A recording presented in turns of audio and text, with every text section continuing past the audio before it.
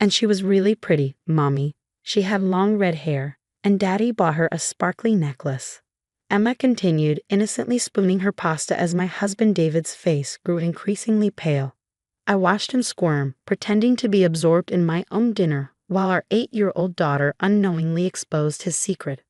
Emma, sweetie, you must be mistaken, David stammered, shooting me nervous glances. I was at work all day. No, Daddy, I saw you. When Grace's mom took us to the mall after school, you were at the jewelry store with the pretty lady. I set down my fork, maintaining my composure. David, you've barely touched your dinner. Is everything all right? My name is Catherine, and at 35, I was watching my decade-long marriage unravel over spaghetti and meatballs. But unlike my husband, who was practically sweating through his expensive dress shirt, I wasn't surprised. I'd known about his affair for 2 months. It started with small changes, late nights at the office, mysterious weekend business meetings, and suddenly needing to work out at 8 p.m.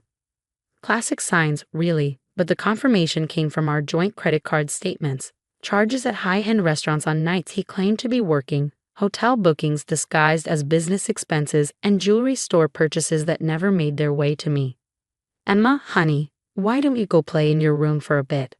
David suggested, his voice strained. Daddy needs to talk to Mommy. But I'm not finished with my dinner, Emma protested. It's okay, sweetheart, I said calmly. Finish your dinner. Your father and I can talk later. David shot me a desperate look, but I just smiled and asked Emma about her day at school. He had no idea that while he'd been planning romantic rendezvous with his red-headed mistress, I'd been making plans of my own. 2 months ago, when I first discovered his affair, I contacted the best divorce attorney in the city. Together, we'd been meticulously documenting everything, the suspicious charges, his absences, even hiring a private investigator to gather photographic evidence. I'd opened separate bank accounts, secured copies of all our financial records, and started quietly moving my personal assets out of our joint accounts. The lady called Daddy Sweetie too, Emma continued innocently. Just like you do, Mommy, and they were laughing a lot. David abruptly stood up, his chair scraping against the floor. I need some air, he muttered, heading for the back door. David, I called after him, my voice steady. Don't forget you promised to help Emma with her science project tonight. The one about family trees. He froze, hand on the doorknob.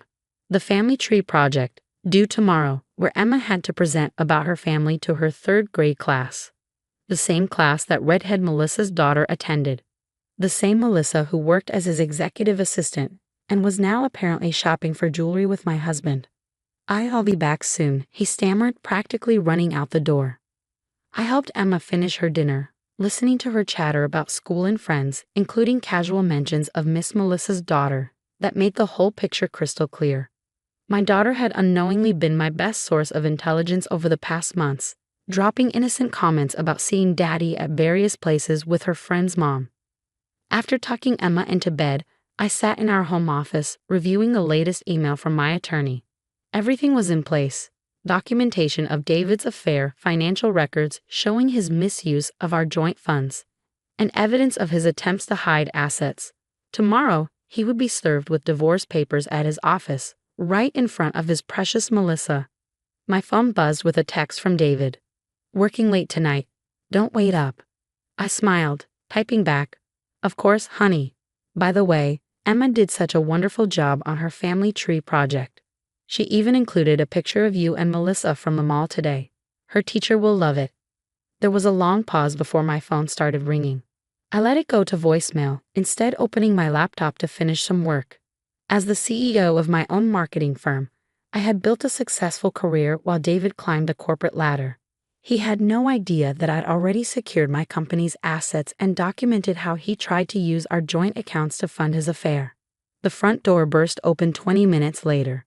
David rushed in, face flushed and tie askew. Catherine, we need to talk. I looked up from my laptop, the picture of calm. About what, David? About how you've been sleeping with your assistant? About the jewelry you've been buying her with our joint account? Or about how our daughter saw you today and innocently exposed everything at dinner? He stared at me, mouth opening and closing like a fish out of water. I can explain. Save it for your lawyer, I replied, turning back to my work. You'll be hearing from mine tomorrow morning." The next morning, I went about my routine as if nothing had changed. I made Emma's breakfast, packed her lunch, and drove her to school, all while David watched me nervously from the kitchen, still wearing yesterday's rumpled clothes after spending the night on the couch. "Catherine, please," he tried again as I gathered my work files. "We can work this out. It was a mistake." I checked my watch, 8:45 a.m. Perfect timing. A mistake. I raised an eyebrow. Like the mistake of booking the Ritz-Carlton on our anniversary weekend, but not with me, or the mistake of using our family vacation fund to buy Melissa that tennis bracelet. His face went white. "How did you?" "Oh, David," I smiled, picking up my briefcase. "I know everything, and in about 15 minutes, your entire office will too." I hadn't built my marketing firm from the ground up without learning how to time things perfectly. As I pulled out of our driveway, I received a text from my attorney confirming that his associate was entering David's office building, right on schedule. My phone started ringing immediately after, David probably realizing what was about to happen. I silenced it and continued driving to my office, where my team was preparing for an important client presentation. I had worked too hard to let David's drama affect my professional life. By 10 a.m., my phone was flooded with messages, not just from David, but from his family too. His mother, who had always treated me with thinly veiled disdain, left a voicemail full of tears and accusations. "How could you embarrass our family like this? David is a good man. He made one mistake." One mistake. That's what they all called it. Not the months of lying, not the thousands spent on another woman, not the way he'd smiled at our daughter every day while betraying our family. Just one mistake. My assistant Sarah poked her head into my office. "Your mother-in-law is in the lobby. Should I tell security to escort her out?" I sighed, closing my laptop. "No, I'll handle it." Margaret Davis stood in my lobby, designer handbag clutched tight, face pinched with anger. "How dare you?" she hissed as soon as she saw me. "Serving him with divorce papers at work? In front of everyone? Would you have preferred I did it at your country club?" I asked calmly. "Or maybe during your next family dinner where you spend hours praising David while criticizing my career?" "He told me everything," she continued as if I hadn't spoken. "About how you're always working, how you care more about your company than your family. No wonder he sought comfort elsewhere." I let out a small laugh. "Comfort? Is that what we're calling it?" "Well, Margaret, since David told you everything, did he mention using our joint accounts to fund his affair? Or how about the fact that he tried to access Emma's college fund last week?" That made her pause. David had always been her golden child, the successful son who could do no wrong. He wouldn't. "Check your phone," I suggested. "I'm sure the pictures are already circulating around the office. Your son being served divorce papers while standing next to his mistress. I hear Melissa's husband got his copies this morning too." Margaret sank into one of the lobby chairs, her righteous anger deflating. I almost felt sorry for her. Almost. "You know what the funny thing is?" I continued, keeping my voice low. "I would have respected him more if he'd just been honest. Instead, he gaslit me for months, made me feel crazy for suspecting anything, all while parading around with Melissa in public, not even caring that his own daughter might see them." "Emma?" Margaret whispered, finally remembering her granddaughter. "How is she?" Confused. Hurt. Wondering why her daddy was buying jewelry for her friend's mom. I straightened my jacket. "Now, if you'll excuse me, I have a company to run. You should probably check on David. I hear he's not having a great morning." As if on cue, my phone buzzed with a news alert. Someone at David's office had leaked the story to a local business blog. "Senior executives served divorce papers in office romance scandal." Below was a picture of David, papers in hand, standing next to a red-faced Melissa. Margaret looked at her own phone, face crumpling as she read the headline. Without another word, she gathered her belongings and hurried out, likely rushing to damage control for her precious son. I returned to my office, where Sarah was waiting with coffee and a supportive smile. "Your lawyer called," she said. "Apparently, David's trying to access all your joint accounts." "Let him try," I replied, sitting down at my desk. "He'll find them all frozen. Amazing what banks will do when you show them evidence of financial infidelity." The rest of the day passed in a blur of meetings and calls.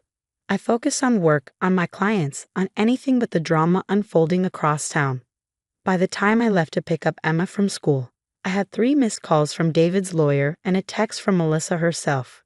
A lengthy apology that I deleted without reading. Emma was quiet during the drive home, clutching her family tree project. "Mommy," she finally said as we pulled into our driveway. "Sarah's mom said her daddy did something bad too, and now they don't live together anymore. Is that going to happen to us?" I parked the car, turning to face my daughter. The real fallout was just beginning, and I needed to be ready for it. "Sometimes, sweetie," I said carefully, "grown-ups make choices that change everything. But no matter what happens, I promise you'll always be loved." She nodded, her small face serious. "Can we have pizza for dinner?" I smiled, grateful for the resilience of children. "Yes, we can have pizza. And maybe ice cream too." As we walked into the house, I saw David's car approaching. Time for the next round. But this time, I was ready. I had always been ready. David stood on our doorstep, looking disheveled in his usually immaculate suit. "Catherine, please, just give me 5 minutes." I glanced at Emma, who was already settling in the living room with her homework. 5 minutes. Outside.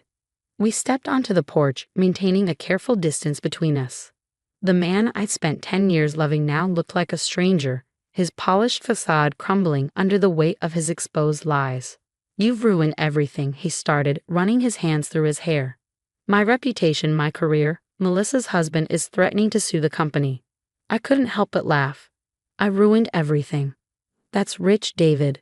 Tell me, when exactly did I force you to sleep with your assistant? Or make you spend our money on her? Or perhaps I somehow made you lie to our daughter?" "It wasn't like that," he protested. "Things with Melissa just happened. We were working late one night." "Save the cliches," I cut him off. "I'm not interested in your excuses. What I am interested in is discussing custody arrangements and division of assets. Through our lawyers, of course." His face darkened. "You think you're so clever, don't you? Planning all this behind my back, making me look like a fool at work. But you forget, I know things about your company, things that wouldn't look good to your clients." I smiled, pulling out my phone. "You mean like the confidential files you tried to access last week?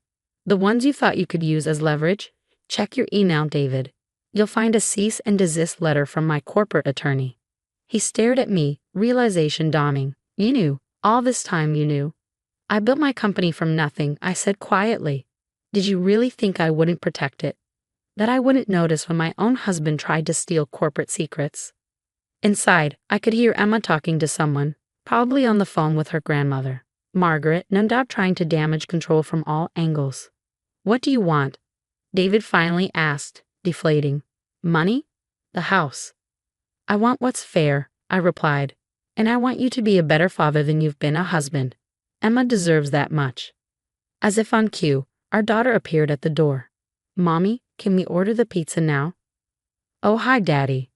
The awkwardness was palpable. David tried to smile, but it looked more like a grimace. "Hi, Princess. How was school?" "Fine," she said, suddenly shy. "We didn't show our family trees today. Teacher said we'll do it tomorrow instead." I saw David flinch, remembering the project that had sparked this whole revelation. "Emma, honey, why don't you go pick which toppings you want? I'll be right there." After she disappeared inside, I turned back to David. "The lawyers will be in touch about a custody schedule. Until then, I suggest you find somewhere else to stay." "This is my house too," he protested weakly. "Actually," I pulled out another document from my pocket. "It's not. Remember when you were too busy with work to attend the refinancing meeting last month? I had you sign the quitclaim deed along with all those other papers you didn't bother to read." His face went from red to purple. "You can't do this." "I already did," I replied calmly. "Now, if you'll excuse me, I promised our daughter pizza." As I closed the door on his stunned face, I felt a weight lift from my shoulders. The past 2 months of careful planning, of maintaining a facade while gathering evidence, had finally paid off. Later that evening, after Emma was asleep, I sat on our back porch with a glass of wine. My phone buzzed with a text from my attorney. David had finally left the property, and his lawyer was reaching out to discuss settlement terms. Another message popped up, this one from Melissa. "I'm so sorry. I never meant for any of this to happen." I deleted it without responding. Her guilt wasn't my concern anymore. The next few weeks would be challenging, explaining the situation to Emma, dealing with David's family's attempts at reconciliation, managing the gossip at both our companies. But for the first time in months, I felt at peace with my decisions. My phone rang one last time. Grace, Emma's friend's mother, the one who had been at the mall that fateful day. Catherine? I just wanted you to know, you did the right thing. I saw them that day at the mall, and I couldn't figure out how to tell you. Emma just blurted it out so innocently. Thank you, Grace, I replied. Sometimes our children see things more clearly than we do. As I ended the call, I looked up at the stars, thinking about the future. It wasn't the life I'd planned, but maybe it would be better, stronger, more honest. Inside, Emma's family tree project lay on the kitchen table, waiting to be revised. Tomorrow, she would tell her class a different story about her family. Not the one she planned, but the true one. And sometimes that's the most important story of all.